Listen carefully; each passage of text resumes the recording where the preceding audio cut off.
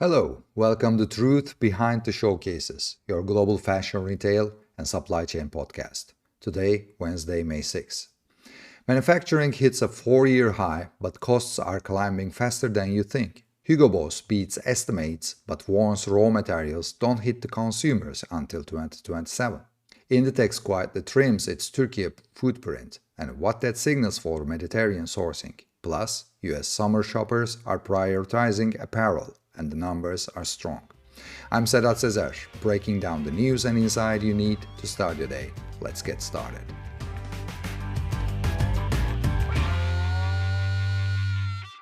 Let's open with the number that sounds good until you read the fine print. The JP Morgan Global Manufacturing PMI for April 26 came in at 52.6. That's up from 51.3 in March, and the ninth consecutive month above 50 expansion threshold, a 4-year high. The headline reads like relief after a long stretch of uncertainty. But here's where the fine print matters. Supplier delivery times extended at their fastest pace since August 22. Input cost inflation hit its highest level since June 22. And output prices, the prices manufacturers charge their customers, rose at the fastest pace in 45 months. The growth is real, so is the pressure underneath it. We are in a cycle where the demand is moving, factories are producing, but the cost of making things is rising simultaneously, which means margins are being squeezed from both ends. The backlog of unfilled orders grew for the third consecutive month. If you ask me, the headline PMI number right now is a little misleading. Strong demand plus rising input costs plus extended delivery times is not a clean recovery. It's a recovery with structural friction built into it. And that friction shows up somewhere. In lead times, in FOB prices, or eventually in retail price points. Be ready for that conversation. Which connects directly to what's happening in the freight corridors right now. As of May 1st, container freight markets bifurcated in a way that should be on every sourcing team's radar. Trans-Pacific eastbound, Asia to US, saw aggressive surcharges stacking from MSC, CMA, and ZIM, while Asia to Europe rates actually declined due to Cape Horn rerouting capacity. The result, a $1,345 spread between US bond and Europe bond freight from Asia, $1,345 per FEU. That spread is not a temporary blip. It reflects two different demands realities. US importers are facing surcharge capacity, while European buyers are seeing cheaper alternatives via the longer Cape route. For any brand or retailer managing dual market sourcing, buying from Asia for both US and EU disruption, your landed cost calculation is changed. The FEU differential between US store and your German store is now real money. And the Hormuz picture adds another layer. Maersk confirmed it operated one of the first US flagged vessels to transit the Strait of Hormuz under US military escort. The day after President Trump announced Project Freedom. It's a partial reopening signal, but MSC responded the same day by launching an entirely new Europe-Red Sea Middle East express route that bypasses Hormuz entirely. First sailing from Antwerp at May 10th. Hapag-Lloyd reopened Gulf port bookings through feeder services. Prediction markets are pricing a 75% probability that Hormuz traffic normalizes January 1st, 2027. That's still 7 months away. Plan your Q3 and Q4 routing assumptions accordingly. Now let's move to the brand earnings side, because Hugo Boss just reported something that deserves more attention than the headline suggests. Q1 2026 group sales fell 6% on a currency-neutral basis to 905 million euros. EBIT dropped 42% to 35 million euros. Yes, that's a steep decline, but the company beat analyst expectation of 30 million euros, and management held full-year guidance, mid to high single-digit revenue decline, with EBIT in the 300 or 350 million euro range. The decline isn't a surprise if you've been watching what Boss had been doing strategically. The company is mid-execution on a repositioning called Claim 5 Touchdown, deliberately pruning lower margin channels, and realigning the Boss and the Hugo brands. Hugo fell 21% on a currency-neutral basis. That's not a market problem, that's a brand decision. EMEA fell 8%, but Asia-Pacific grew 1% currency-neutral. Its first positive quarter on 4 periods. Here's what I'm actually watching in this earnings release. The CFO said roughly half of raw materials costs are sourced from Europe, and that the impact of rising raw material costs won't reach the consumer until 2027. That's a very specific and important forward signal. What it means? Boss and by extension most premium brands managing similar cost curves are absorbing the input cost pressure now. They have limited ability to reprice quickly in premium positioning. You can't raise prices on a 400 euro suit every quarter. So the pain is held internally for now and deferred to 2027 next year. For suppliers in the premium segments, watch what happens in quarter 2 and quarter 3 order books as brands hold margin by squeezing other variables. Lead times, minimums, payment terms. That's usually where it shows up first. This brings us to something I've been watching the Inditex data for a while, and it just became harder to ignore. Inditex published its 2025 supply chain report. In Turkey, the number of facilities the group works with dropped from 1,600 to 1,156. Employment in this facility fell from more than 330,000 to 234,000. Store count declined 211 to 205. Zara especially dropped from 45 to 38 stores. The one brand that grew left these from 7 to 8.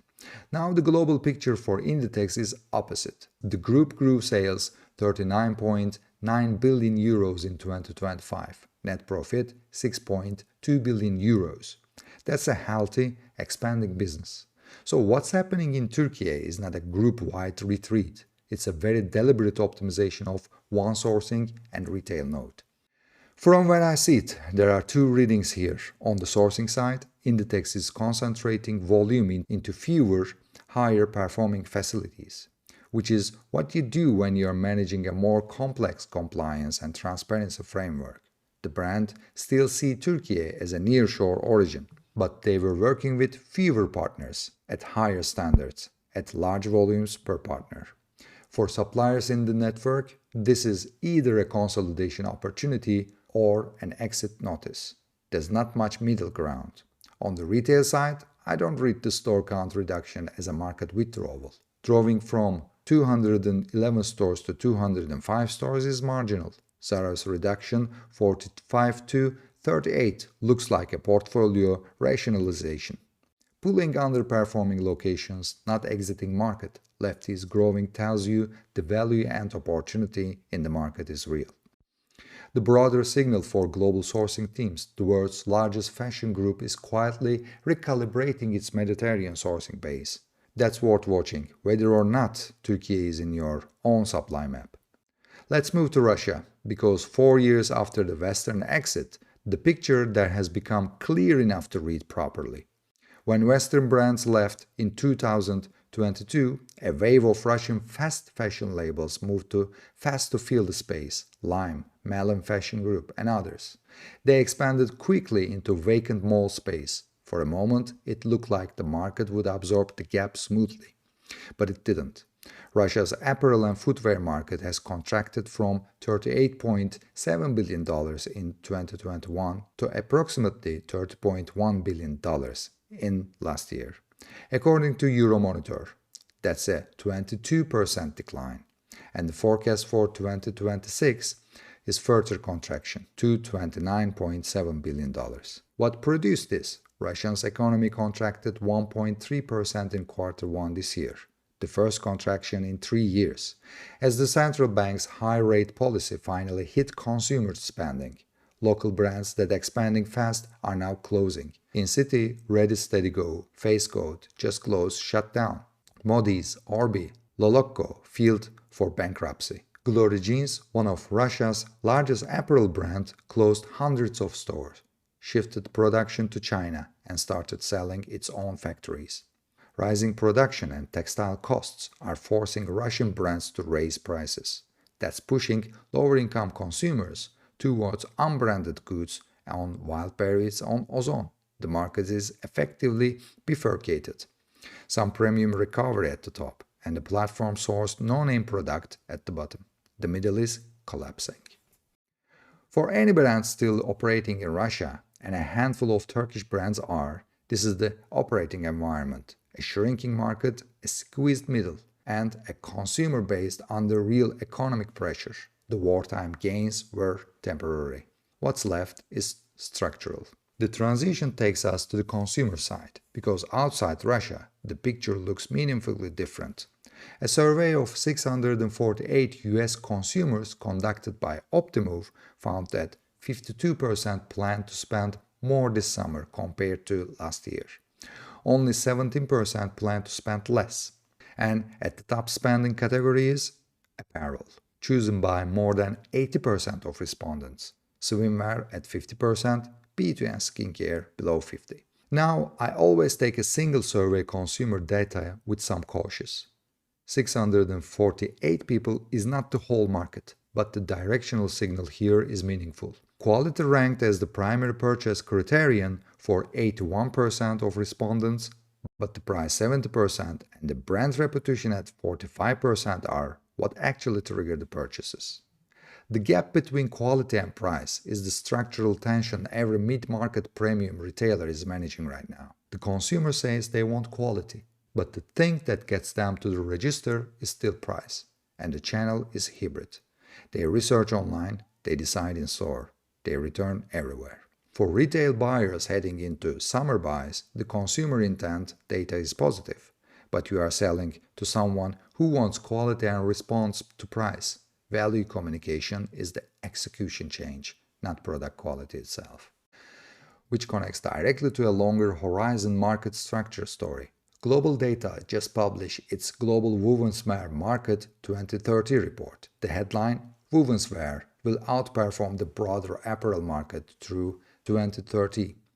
Womenswear has always been the volume engine of the industry, and the forecast says the gap widens. Let me close with a quick but important read for Southeast Asia, because two data points dropped this week that point in opposite direction, and together they tell you something useful. Cambodia just cut 2026 growth forecast to 4.2%, citing Middle East conflict-related turbulence in energy imports and export demand. For context, Cambodia is a significant apparel sourcing hub, especially for EU and US buyers, and a growth downgrade at the country level signals investments and capacity headwinds. When the macro slows, factories don't expand, workers face income pressure, and lead time reliability can soften. Vietnam, meanwhile, got a different signal. Moody's upgraded Vietnam's outlook from stable to positive, citing strengthening institutional quality and governance reform since late 2024. The agency also noted that downside risk from US trade measures have been more limited than expected. Same region opposite rejections, Cambodia showing macro stress, Vietnam getting a formal credit endorsement that will attract more foreign direct investment.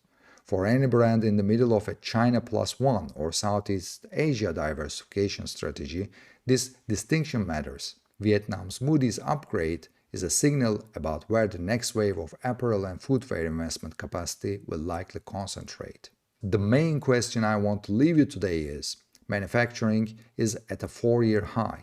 US consumer says they'll spend more this summer. And womenswear is on a growth path through 2030. But input costs are rising, freight is bifurcating, and compliance requirements are rising the bar for who gets to participate.